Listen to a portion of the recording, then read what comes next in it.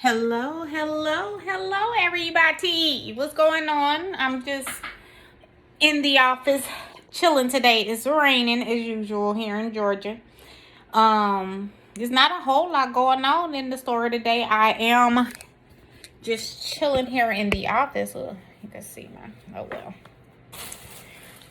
Because it's super cold over by the front door, and when it's cold, I try to stay as far away from that front door or that window period, because I do not want to be cold all day.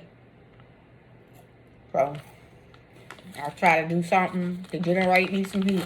Either come and sit by the heater or go and clean up or something. But I really don't have much to clean because I've already did that for the week, and it has been a pretty slow week because of the weather and whatnot. So not a whole lot of traffic coming in and out the store, so I haven't had to sleep every day. I do have to go in and mop the bathroom because I had somebody come in and look at the foundation, and it's looking like we're probably going to have to move out of this space, which is fine because it's unsafe. The foundation in this shit all over this whole building is sagging. It's just, I guess, how it was constructed. They can only see a certain portion of the back of the building, and the bathroom underneath the sink is leaking somewhere. And from what I can gather, it's been leaking for quite some time, even before I even came into this building. So it's dry rot, and so it's like unstable. And the man took the pictures, and this building that we're in is an older downtown building. And of course, those buildings back in that time were built in like the early 1900s. So 1900, 1920, 1910, 1930, that type of stuff. And so building codes were really not a thing. It was just not a thing. So they built whatever the hell that they had available to build wood. So if it was some rocks, it was rocks. If it was a old cut down tree stump, it was a down tree stump. So your foundation may be made out of tree stump. So with that being said,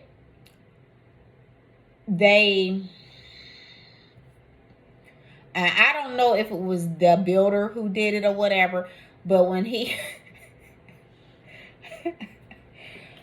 when he showed me the pictures of what is holding parts of the foundation up, it was probably a 4-inch. I don't even know if it was that big, because pictures could be deceiving. It was literally like a 4-inch in diameter tree branch, and then in the backside by the kitchen, it would look like to be like a 2x2 or something.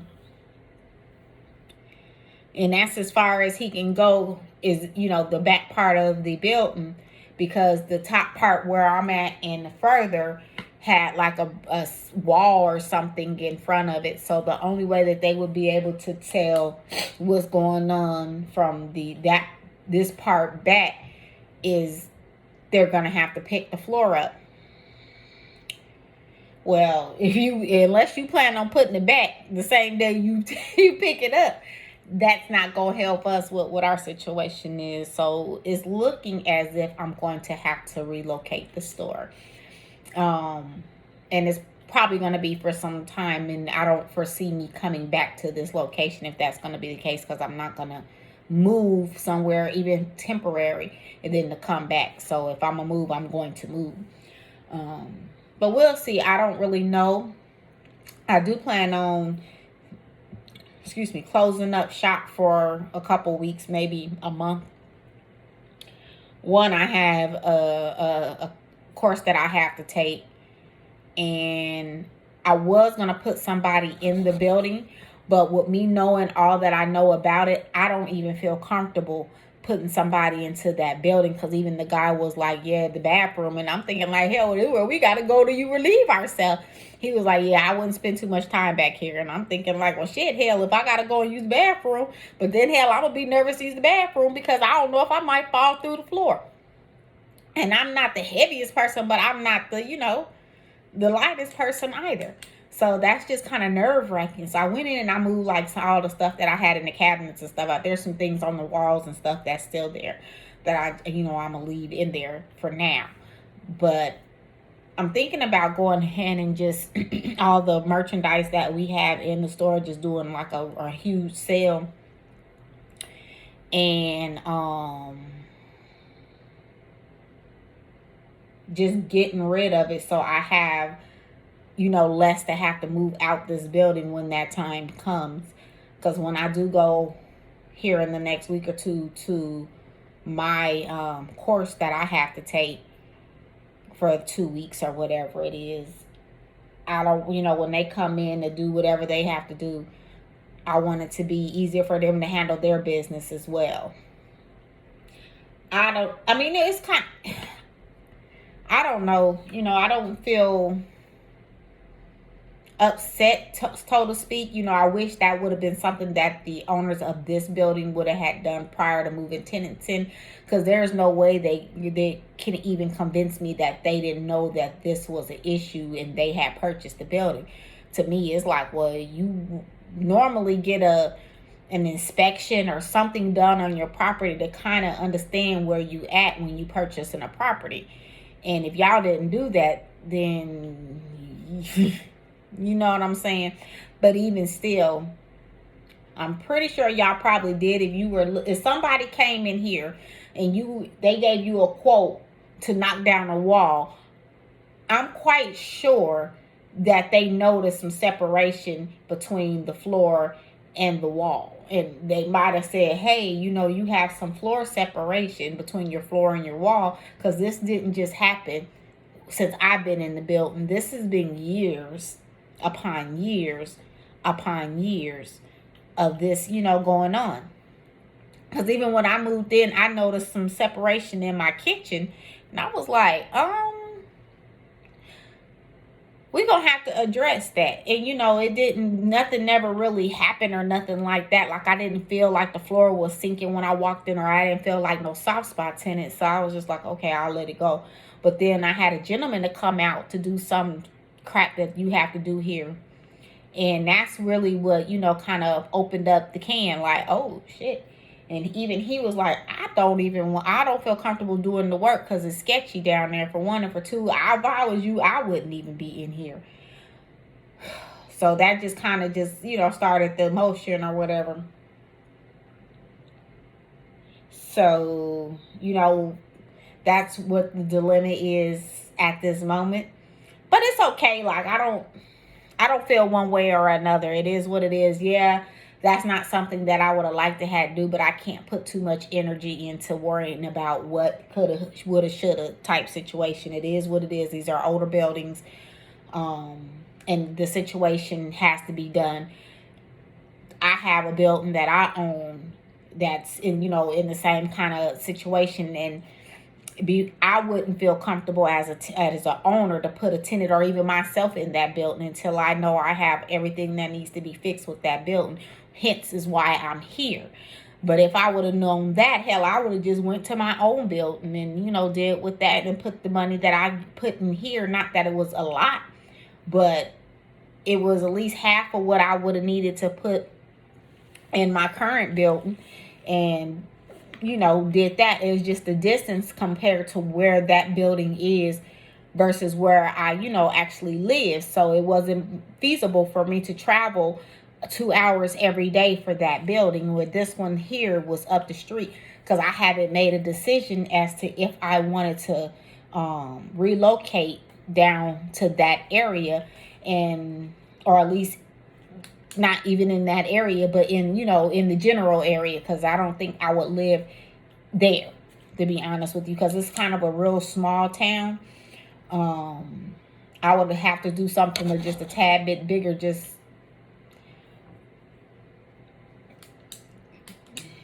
I mean, they have some really nice houses and things of that nature, but it's just kind of off in its own thing. And hell, I think the nearest Walmart, and that's saying a lot, is like 30 minutes away. To get to a Walmart, and Walmart's is everywhere. But I think the biggest retailer that they have in this town is like Dollar General, Superstore, or something like that. It is crazy. So yeah, that just, you know, and maybe at some point, but I just envisioned that, you know, I would have it, not necessarily run it, and then, you know, because it's in a college town, and then allow, you know, college students to, or whoever, to run it. And of course, you know, I would come in every now and again and, you know, do something with it, but it just wasn't going to be my everyday operation. So I've always planned to have multiple locations. And as of now, you know, I do have, of course, this store, the online store. I do have that store. So that would have been my three locations. And then, of course, I would have wanted to put something somewhere else. But the way it's looking is I'm going to have to focus on getting my own situation together, and then, you know, continue with the online.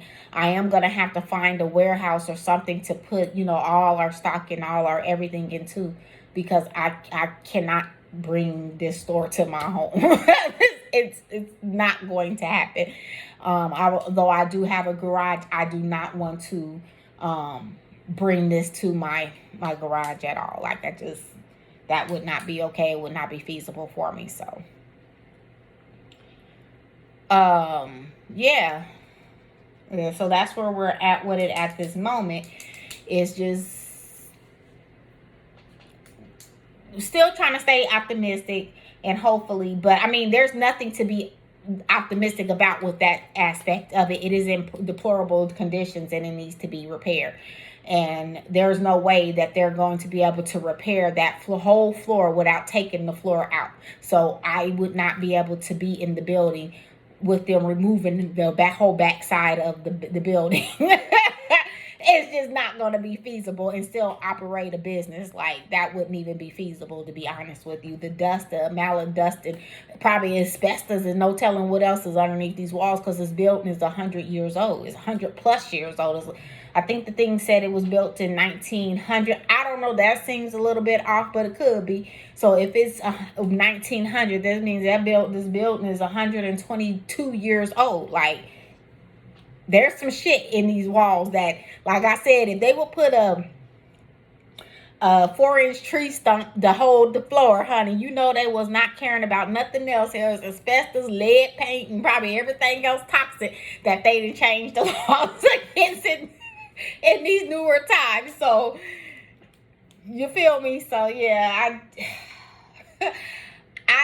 we are here, like we have been here, so it just makes it a little harder to just pick up and move. But I mean, you have to do what you have to do, and I just have to do what I just have to get it together, get it in the mindset, and slowly but surely. So of course I'm gonna start getting stuff that does not necessarily need to be here, that's not essential to work or whatever it is, and I can go ahead and pack that up and get that and take that home or whatever, like the little stuff like that. Stuff that I had brought that I thought maybe might need here that I've never even used or whatever, I can go ahead and start packing that up and getting that to the house. Things of that nature, and trying to just scale it down to only things that I need while I'm here for the, however long I'm gonna be here, because I'm pretty sure it's probably just going to be another month, and then probably at that point I will be wherever. So at this point, just be looking for another video at some point saying we found another home, and that's that. Like, I don't, and maybe not, you know, I might not open up another storefront or an additional storefront and only just focus on the one that's down in Fort Valley. I haven't really decided. I haven't really put too much thought in it, too much energy or anything like that. I'm trying not to even worry about, you know, that aspect at all, and just really kind of going with the flow. And that's that. But I am gonna, you know, start getting some things kind of moved out, cleared out, and cleaned up, getting some of the things that I can and start taking them home, especially stuff that I'm not going to use anyway, that should probably had never been here, you know, but I figure it may be beneficial here than anywhere, because, you know, we do everything in-house as far as our logo, packaging, things of that nature. So I have a lot of different craft supplies that I use.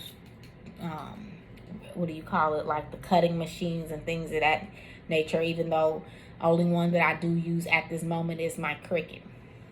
But I do have, you know, the other little thing that you use, the die cut machines and stuff like that, that I've never even used here. And that's pretty much it. But yeah, I just wanted to tap in. It's been a couple days, and like I said, I wanted to be consistent with the, you know, loading the videos for this channel and just kind of giving you a day in the life of actually what goes on. I was supposed to renew my business license, actually, because they did send it to my P.O. box. I went there and I ain't paid the trash in months, because they were sending it to the store, and then all of a sudden out the blue they send it to the P.O. box. So I was like, okay, I don't know what's going on with that, but it didn't make sense anyway. I'm paying $20 a month to dump a bag of trash maybe every 2 weeks, so I'm paying $10 a bag of trash. Hell, the trash like, it just didn't make no sense. But I'm paying, but everybody else in Conyers can come and dump their trash for free. Like, oh no, that's not gonna happen.